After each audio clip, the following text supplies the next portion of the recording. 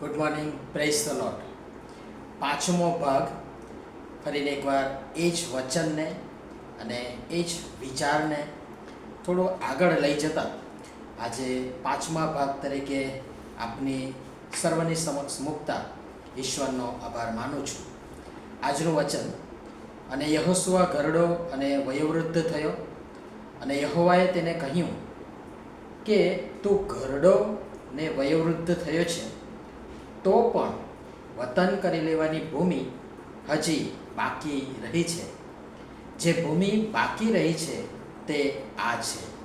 યહોશુઆનું પુસ્તક, તેનો 13મો અધ્યાય અને તેની પહેલી અને બીજી કલમ અને 1 થી 33 કલમ જે આજનું વચન છે, અને એ શાસ્ત્ર ભાગ ફરીને એકવાર એને ધ્યાનમાં રાખીને જોવા માટે પ્રયાસ કરશો.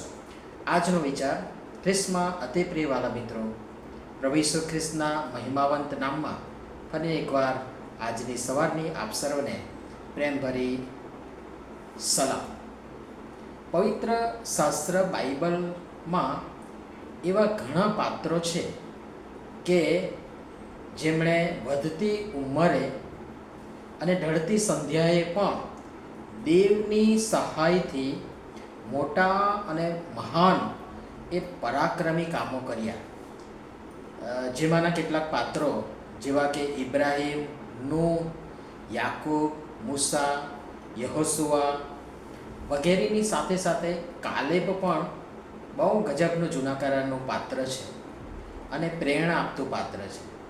એ 85 વર્ષની પાકટ વયે પણ આ માણસ સામેથી તેના આગેવાનને કહે છે કે આજથી 45 વર્ષ પહેલાં મૂસાએ મને દેશની બાતમી કાઢવા માટે મોકલેલો. તે સમયે મારી ઉંમર 40 વર્ષની હતી, અને એ સમયે જેવો મજબૂત હું હતો તેવો જ આજે 85 વર્ષે પણ છું. અને પછી બધું આપણે એ વચનોમાં જે લખ્યું છે નથી જોતા, પણ છેલ્લે એ કહે છે કે મને એ અનાકીઓનું નગર, એટલે અનાકી એટલે એક જે શબ્દનો અર્થ થાય છે રાક્ષસોનો, એટલે મહા મોટા લોકો એવું શબ્દ વાપર્યો છે, પણ આપણી સમજણ પ્રમાણે રાક્ષસોનું નગર, એ અનાકીઓનું નગર એટલે કે રાક્ષસોનું નગર મને આપો. અને એ જે કિર્યાત આરબાસ તરીકે એ સમયે ઓળખાતું હતું, એ કાલેબના હાથમાં આવ્યા પછી પાછળથી એ હેબ્રોન તરીકે ઓળખાવા માંડ્યું અને હેબ્રોન તરીકે એ ગણાયું. આજે આપણા માટે શું, આપણી કેવી છાપ છે, કેવી અસર છે, નમૂનો છે, સાક્ષી છે. ધીર, ગંભીર, અનુભવી, પીઠ પાકટ, પરિપક્વ ઠરેલ એ વયોવૃદ્ધ વડીલ, કે ધૂર્ત, પાખંડી, ઢોંગી, અભિમાની, ગર્વિષ્ઠ, સ્વચ્છંદી, ક્રૂર, કપટી, તરકટી, લાલચી, લોભી, સત્તાના નશામાં ચૂર, મદાંધ, માનના ભૂખ્યા, મદબસ્ત. કેવી છાપ છે આપણી? બાઇબલમાં એવાય પાત્રો છે કે જેમણે 10, 12, 15, 20, 25 વર્ષની ઉંમરે પણ રાજગાદી સંભાળી છે. જૂના કાળનો અભ્યાસ તમે કરશો, અને ખાસ કરીને કાળવૃતાંત અને રાજાઓના પુસ્તકોનો તમે અભ્યાસ કરશો, તો એવા ઘણા બધા પાત્રો તમને મળશે કે જેમણે બહુ નાની ઉંમરે રાજગાદી સંભાળી અને બેસતા જ તેમણે જે સુધારણા કામ કર્યું. એવા પણ ઘણા બધા પાત્રો છે. અને એમાંનું એક પાત્ર હિઝકિયા, કે જેણે 25 વર્ષની બહુ નાની ઉંમરે રાજગાદી સંભાળી અને બેસતાની સાથે જ જે સમજણ કુનેહથી તેમણે રાજ, નગર અને સમાજમાં જે બદીઓ હતી એ સાફ કરવા માંડી, અભૂતપૂર્વ બાંધકામો કર્યા. અને એ સમજણ આજે આપણામાં, હું કોઈને નથી કહેતો પણ હું પ્રથમ પોતાની જાતને મૂકું છું, અને આપણામાં એટલે હું પણ આવી ગયો. તો આપણામાં એ સમજણ, એ કુનેહ આપણામાં કબ્રસ્તાનના દરવાજે જઈ ચડેલા અને કબરમાં પગ લટકાવીને બેઠેલા હોને પણ આવતી નથી. ઉલટાનું આ ઉંમરે આપણા બાળકો, આપણા જુવાનો, આપણા મંડળી અને સમાજના ભાવિ પેઢીના લોકોને સાચી અને સારી સલાહ આપવાની હોય, સાક્ષી આપવાની હોય, નમૂનો આપવાનો હોય, એના બદલે સાવ બેહુદું અને નકારાત્મક જીવન જીવી તેમના માટે આપણે ઠોકરરૂપ બન્યા છે અને બનીએ છીએ અને બની રહ્યા છીએ. આ વલણ, આ વર્તન અને આ નમૂનો આજે આપણી ભાવિ પેઢીને ઢેબે ચડાવી તેમને ઈશ્વરની મંડળી અને ઈશ્વર અને તેના લોકો સાથેની જે સંગત છે, જે આધ્યાત્મ વાતાવરણ છે, એનાથી દૂર લઈ જઈ નાશમાં ધરબી રહી છે.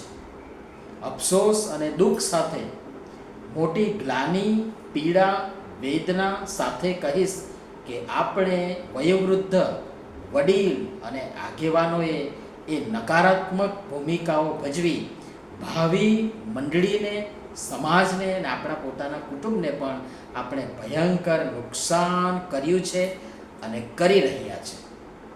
યહોશુઆની જેમ દેવ બાપ આપણને પણ આજે એ જ કહી રહ્યા છે, તું ઘરડો અને વયોવૃદ્ધ થયો છે, તો પણ વતન કરી લેવાની ભૂમિ હજી બાકી રહી છે. જે ભૂમિ બાકી રહી છે તે આ છે. આ જે શબ્દ છે, ઈશ્વર મને ને તમને આજે શું બતાવી રહ્યા છે? શું બાકી છે? શું કરવાનું બાકી છે? હું શું કરી રહ્યો છું કે કરી રહી છું? મારે શું કરવાનું છે જેના માટે ઈશ્વરે મને મોકલ્યો છે?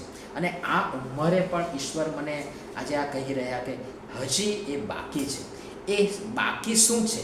એ કામ શું છે? એ કાર્ય શું છે? એ મારે ને તમારે બાકીના સમય અને જીવનમાં આ મુસાફરી પૂરી થાય, આ જગતની દોડ પૂરી થાય અને આ જગતનું જીવન સંકેલીને આપણે ઉપર જતા રહીએ એ પહેલાં સમજી લેવાની જરૂર છે, મનોમંથન કરવાની જરૂર છે, વિચાર કરવાની જરૂર છે. શા માટે હું અહીં છું, આ પૃથ્વી પર છું? મારા જીવનનો હેતુ અને મકસદ શું છે? જન્મ્યા, જીવ્યા, મર્યા, પૂરું? ના, એમ જીવ, જનાવર, જંતુની જેમ બે મકસદ આવ્યા ને ગયા એમ નહીં. બાકીના જીવનમાં દેવની સહાયથી શોધીએ કે મારા જીવન પાછળનો તેમનો હેતુ શું છે, શા માટે મને મોકલી છે કે મને મોકલ્યો છે, ને હું શું કરી રહ્યો છું કે શું કરી રહી છું, મારે શું કરવું જોઈએ. અને પ્રભુ પવિત્ર આત્મા આપણી આ બાબતો સમજવા માટે આપણને સહાય તથા મદદ કરશે.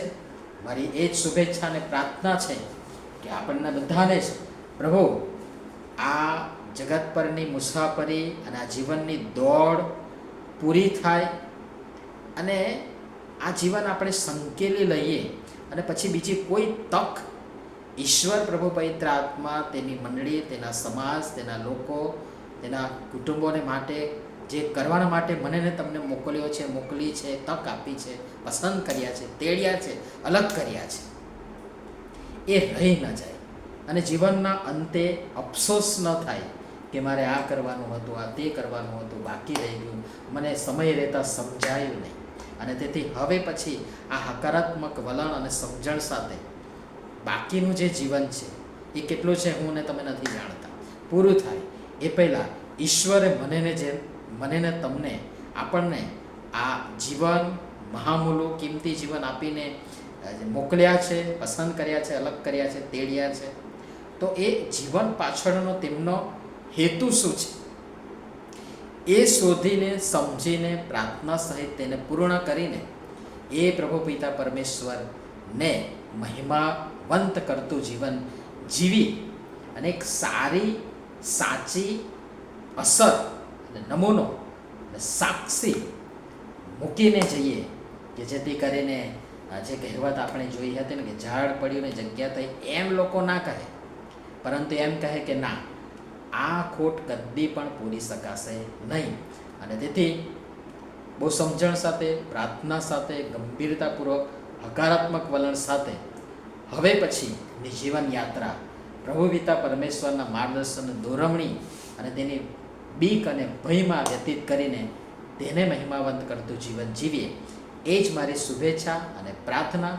પ્રભુ પિતા પરમેશ્વર આ બધી જ બાબતો સમજવાના માટે આપણ સર્વને તેમની કૃપા આપો, આશીષ આપો. આમીન. ધન્યવાદ.